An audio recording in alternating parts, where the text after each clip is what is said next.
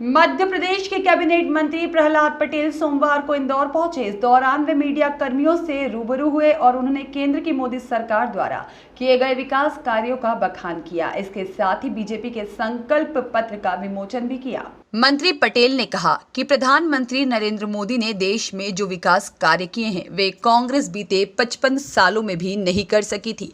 जो भी संकल्प हमारी सरकार द्वारा लिया जाता है उसे पूरा किया जाता है। इस बार भी लोकसभा चुनाव के लिए जो संकल्प लिए गए हैं वे अवश्य ही पूरे होंगे। मंत्री पटेल ने बीजेपी के संकल्प पत्र का विमोचन भी प्रेस वार्ता के दौरान किया और कहा कि मोदी है तो सब मुमकिन है।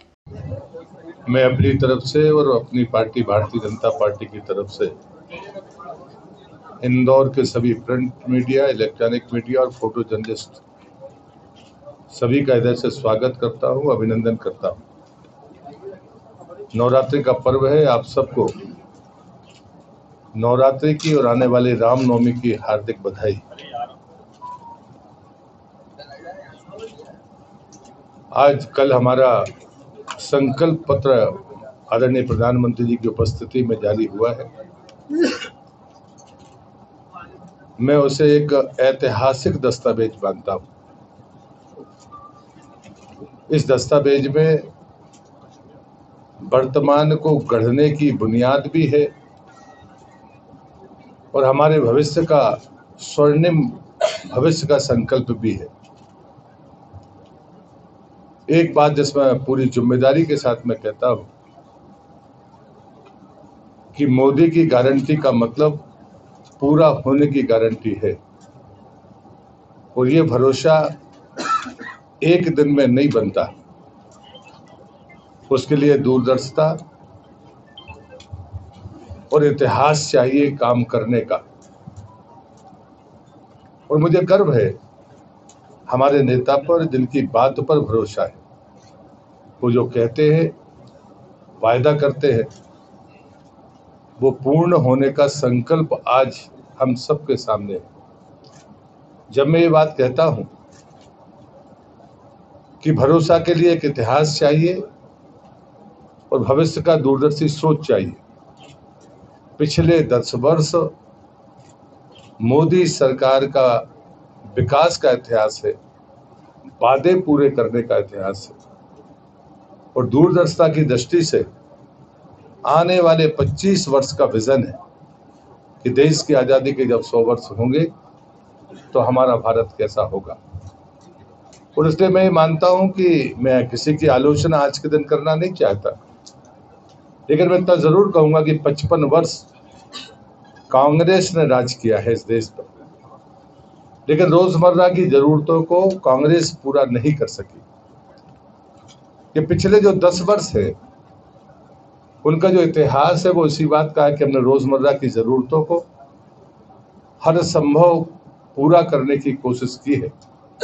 चुनाव के पूर्व भारत विकसित यात्रा गांव-गांव पहुंचाकर सरकार ने पहली बार ये ढूंढने की कोशिश की कि कोई लाभार्थी छूट तो नहीं गया, और वो यात्रा और उसका परिणाम आज संकल्प पत्र में दिख भी रहा है। मैं 2 ही उदाहरण दूंगा कि सरकार संकल्प लेती है, उसे पूरा करने की भरसक कोशिश करती है और बाद में ढूंढने की कोशिश करती है कि कोई जरूरतमंद छूट तो नहीं गया।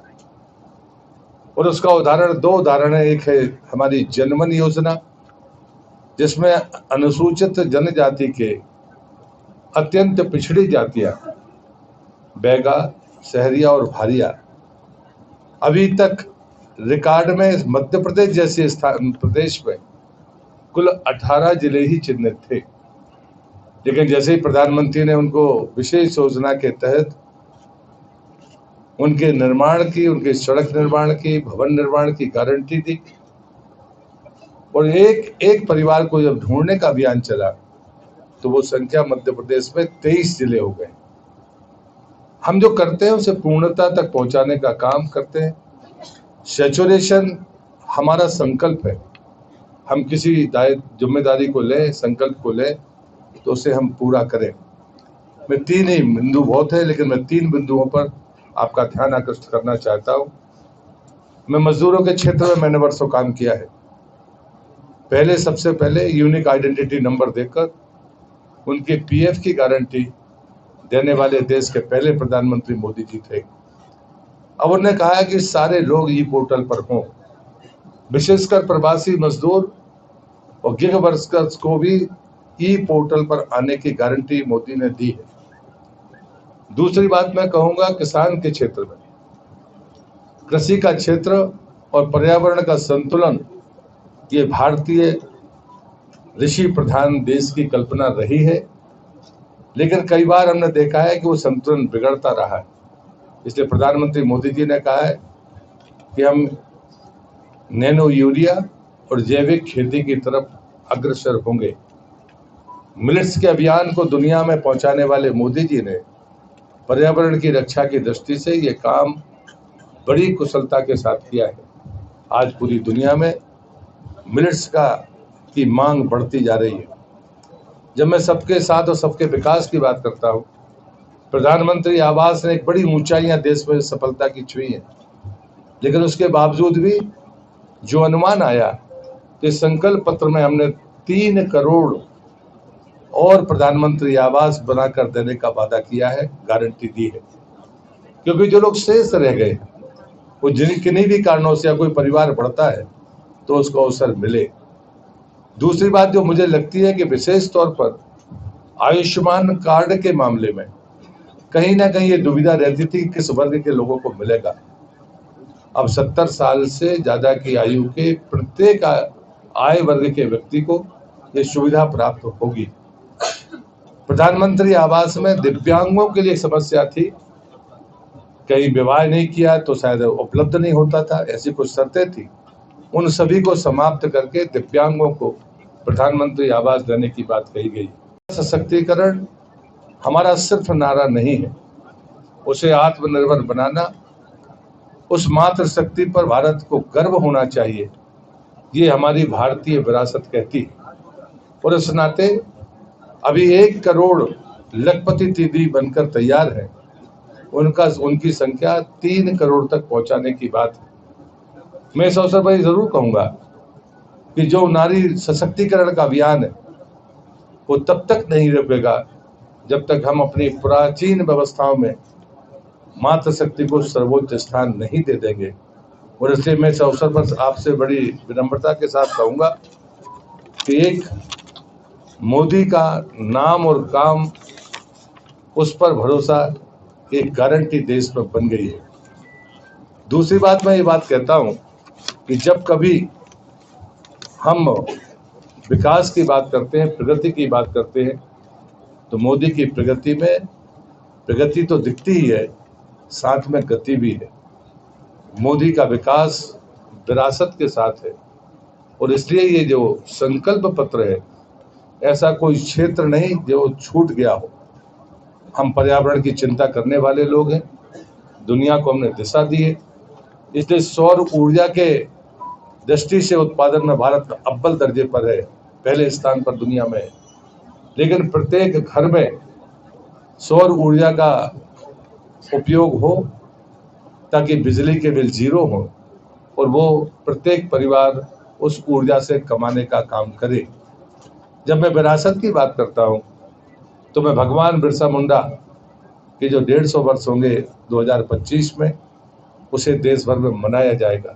जब मैं विरासत की बात करता हूँ तो तिरुवल्लुर का जो नाम से पूरी दुनिया में सांस्कृतिक विरासत के केंद्र खोलने की बात इस संकल्प पत्र में कही गई है, क्योंकि तमिल भाषा सबसे प्राचीन भाषा है दुनिया की और उसे हम ऊंचाइयों तक पहुंचाना चाहते हैं। विरासत की बातें अनेक हैं जो आपके सामने भी है, चाहे वो पहली रामनवमी हो, राम मंदिर बनने और रामलला की प्राण प्रतिष्ठा के बाद ये पहली रामनवमी होगी, महाकाल का दरबार हो, बाबा विश्वनाथ हो, चाहे केदारनाथ हो। मुझे लगता है कि विरासत के प्रति जो संकल्प मोदी जी ने और भारतीय जनता पार्टी ने तय किया था, वो आज विकास के साथ साफ साफ दिखता है। मैं देश का कल्चर मिनिस्टर रहा हूँ, कितनी मूर्तियां इस देश से ले जाई गई बाहर, हमने न जाने कितने देशों से एग्रीमेंट किया है। इस संकल्प पत्र में इस बात का भी उल्लेख है कि भारत से बाहर ले जाई गई किसी भी प्रकार की हमारी विरासत, उसमें मूर्तियां भी होंगे, सिक्के भी होंगे, उनको वापस लाने का हम काम करेंगे। जब मैं ये बात और कहता हूं तो फूड प्रोसेसिंग का मैं क्षेत्र में मैं मंत्री रहा हूं। इस संकल्प पत्र में एक महत्वपूर्ण बात कही गई है। मिलेट्स की बात मैंने आपसे कही है, लेकिन अंतरराष्ट्रीय स्तर पर उन्हीं के मानकों, उन्हीं के स्वादों के तहत हम एक बड़े संस्थानों, बड़े यूनिटों को लगाने के बारे में इस संकल्प में हमने उल्लेख किया है। और इसलिए मैं मानता हूं कि मोदी का विकास विरासत के साथ है, मोदी का विकास गति के साथ है, उसकी प्रगति गति के साथ है, और हमारे नेता पर जो विश्वास है, इसलिए मैं गर्व के साथ कह सकता हूं, मोदी, उनकी दादी ने 50 साल पहले गरीबी हटाओ का नारा दिया था। मैंने 55 साल जानबूझकर हिसाब भी बताया कि सरकार में रहे। गरीबी हटी होती तो इन 10 साल में मोदी जी के नेतृत्व में 5वें पायदान पर नहीं, पहले पायदान पर होते। रोजमर्रा की जरूरतों पर कांग्रेस ने सिर्फ चर्चा की, कभी काम नहीं किया। काम कैसा होता है इसका इतिहास ही 10 साल है, और इसलिए शायद लोकतांत्रिक व्यवस्था में ये पहली बार हुआ होगा कि हम 10 वर्ष राज करने के बाद काम के आधार पर वोट मांगने के लिए जा रहे हैं। और हमें गर्व है अपने नेता पर कि उनके नाम और काम की गारंटी जनता में है। मैं फिर रिपीट करता हूं, जिससे मैंने अपनी शुरुआत की थी, कि बिना भरोसे के इतिहास के आप गारंटी नहीं दे सकते हो, ना कोई गारंटी मानेगा। आपके पास दूरदर्शिता चाहिए, आपके पास संकल्प शक्ति चाहिए, आपके पास में काम पूरे करने का इतिहास चाहिए, तब जाकर लोग कहीं भरोसा करते हैं। और इसलिए हम अपने विजन संकल्प पत्र में कहते हैं कि हमारा गौरवशाली तो वर्तमान है, लेकिन वैभवशाली भारत के लिए हमारा ये दस्तावेज है, जो एक ऐतिहासिक दस्तावेज है। भारतीय जनता पार्टी की राष्ट्रीय कार्यकारिणी का प्रस्ताव भी दस्तावेज है। जब हमारी सरकार आती है तो उसकी योजना के रूप में वो दिखता है, और जो हम चुनाव के पहले संकल्प पत्र देते हैं, इसलिए मैंने पहली पंक्ति ये कही थी, हमारा संकल्प पत्र एक ऐतिहासिक दस्तावेज है। मोदी का नाम और काम एक गारंटी है। मोदी की प्रगति गति के साथ है, ये गारंटी है। मोदी अगर कुछ कहते हैं तो वो पूरा होता है, ये इस बात की गारंटी है। मोदी का विकास विरासत के साथ है, इसकी भी गारंटी है, जो संकल्प पत्र में हमने कही है। और अभी मैंने आपसे कहा है कि वर्तमान हमारा गौरवशाली है और भविष्य हमारा वैभवशाली बने। मुझे लगता है कि डॉक्टर मोहन यादव जी ने काम और निर्णयों से 100 दिन के भीतर अपनी पहचान बनाई है। मैं पहला उदाहरण देता हूं कि जो संवेदनशील फैसला है, आम आदमी, गरीब या किसी भी प्रकार का व्यक्ति अगर बीमार होकर डिस्ट्रिक्ट हॉस्पिटल में पहुंचे और उसे और अधिक इलाज की जरूरत है, तो सरकार हेलीकॉप्टर का या हवाई खर्चा भारत सरकार, मध्य प्रदेश सरकार देगी। ये फैसला डॉक्टर मोहन यादव का है।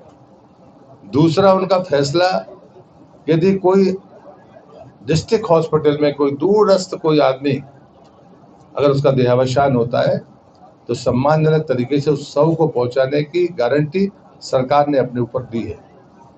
तीसरी बात, जो गौरक्षा का संकल्प है, जिसकी बातें हम लोग प्रारंभ से ही करते रहे, उसके संरक्षण के बारे में, उसके खर्च को लेकर, व्यवस्थापन को लेकर जो फैसले हमने किए हैं, ये फैसले 100 दिन के भीतर के फैसले हैं।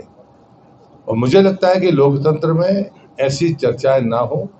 वो प्रदेश के यशस्वी मुख्यमंत्री हैं और उनके नेतृत्व में ये मध्य प्रदेश ऊंचाइयां छू रहा है, और गरीब कल्याण की जो उनका अपना संकल्प है, खासकर मजदूरों के बारे में, वो मिल मजदूरों की इतने वर्षों की जो चाहत है, उन्हें एक चुटकी में, एक क्षण में पूरी की है। मैं मानता हूं कि ये सफलता के पायदान हम और ऊंचाइयां तक उनके नेतृत्व में छुएंगे। IAS से महेश मिश्रा जी, मुझे लगता है कि पहली बार देश को उन दानदाताओं का पता चला है और कि कौन किस पार्टी को पैसा देता है। मुझे लगता है कि ये कदम बढ़ा है, आगे और भी स्वच्छता के लिए आगे कदम बढ़ेंगे। इलेक्ट्रॉन बॉन्ड को लेकर वित्त मंत्री के पति ने ये कहा है कि ये देश का सबसे बड़ा घोटाला है। एक दूसरा, कि नकली दवा कंपनी ने 750 करोड़ रुपए चंदा लिया बीजेपी। मुझे लगता है कि जो चीजें सामने आएंगी वो जनता के सामने आ रही है। हम डिबेट के लिए भी तैयार हैं, आगे और भी बेहतर करने के लिए तैयार हैं, लेकिन ये कदम बढ़ाने वाली पार्टी और सरकार का नाम मोदी सरकार और भारतीय जनता पार्टी है। कांग्रेस कभी इस नैतिक साहस इस देश में नहीं जुटा सकी, ये भी इतिहास है, इसे कोई मैट नहीं सकता। भारत माता नंबर 1 पर पहुंचने की यात्रा में है, उसमें अगर देश एकजुट हो रहा है तो मैं गर्व करता हूं और मैं स्वागत करता हूं कि और भी लोग कोई आना चाहते हैं तो वो आए, उनका पार्टी में स्वागत है। एक सवाल और था, जातिगत आरक्षण एक कांग्रेस ने मुद्दा बनाया है। देखिए, मुझे लगता है कि कोई व्यक्तिगत मामला हो तो निश्चित रूप से उसके खिलाफ कार्रवाई होगी। मैं मध्य प्रदेश का श्रम मंत्री हूं और मैंने मजदूरों में देश भर में काम किया है। मैं दावे के साथ, पूरे भरोसे के साथ कह सकता हूं, देश की आज़ादी के 75 साल में 65 साल में जो काम नहीं हो सके वो मोदी सरकार ने 2 साल के भीतर किए, और अभी जो शेष बचे काम है इस संकल्प पत्र के वो हिस्से हैं। वो जैसे ही हम यू पोर्टल पर आएंगे, जो बात आप कह रही हैं संभव ही नहीं है, कोई कर नहीं सकता। और जब मैंने प्रवासी भारतीय गिग वर्कर्स की भी बात की है, वो बात मैंने सोच समझ कर की है, जो संकल्प पत्र का हिस्सा है, क्योंकि मध्य प्रदेश सरकार ने उस पर एक कदम आगे बढ़ाया। पीटीआई से हर्षवर्धन जी। 2014 के पहले कोई देश का व्यक्ति, विशेष करके चौथा स्तंभ, ये मानने के लिए तैयार नहीं था कि बिचौलिया समाप्त हो सकता है, लेकिन डायरेक्ट बेनिफिट ट्रांसफर ने इस देश में बिचौलिया समाप्त कर दिया। मैं आपसे विनम्रता पूर्वक कहूंगा, भ्रष्टाचार करने वाले की कोई जाति और पार्टी नहीं होती। जो भी इसका भ्रष्टाचार करेगा उसको सजा मिलेगी। मुझे लगता है कि जो प्रधानमंत्री ने कहा है कि इस जातिवाद के झगड़े ने से दूर हटकर हम जनजातीय विरासत के बारे में हमने अपना एक पूरा कॉलम दिया है कि पूरी, चाहे उनकी संस्कृति हो, चाहे हमारी भारतीय संस्कृति की उनकी पुस्तकें हो, क्योंकि गौड़ी जो लैंग्वेज है वो रिटन में नहीं है, वो बोलचाल में है, उसको हम दूसरी भाषाओं में कैसे पहुंचाएं। और भगवान बिरसा मुंडा की जो 150वीं जयंती होगी उस पर हम ये काम करके बताएंगे, जो हमने अपने घोषणा पत्र में कहा है। लेकिन मैं गर्व करता हूं कि देश की आजादी में लोकतांत्रिक इतिहास है। अगर पहला कोई मंत्रालय जनजातियों के लिए बना तो सत्य अटल बिहारी वाजपेयी ने बनाया, कांग्रेस ने नहीं बनाया। इस देश में जनजातीय राष्ट्रपति पहली बार बना तो वो भी भारतीय जनता पार्टी की सरकार के समर्थन से ही बना, उसने बनाया। और मुझे लगता है कि जनमन योजना जैसी योजना, जो जनजातीय अति पिछड़ी जातियां हैं उनके लिए अगर हमने अलग से दिया, जिनको मकान बनाने में रुचि नहीं, वो टुकड़ों में रहते हैं, सड़क बनाना ही करोड़ों का खर्चा है, ऐसे लोगों को जनमन योजना के तहत लाकर उसे पूरा करना, जो पहला मकान हमने 36 दिन के अंदर बना कर दिया। तो मुझे लगता है कि कहीं कोई एक क्लासिफिकेशन नहीं, क्लासिफिकेशन युवा है, महिला है, किसान है और गरीब है। और मुझे लगता है इसी रास्ते पर चलकर भारत ऊंचाइयां छुएगा। कृपया अंतिम 2 प्रश्न। ब्यूरो रिपोर्ट, सत्याग्रह न्यूज, मध्य प्रदेश।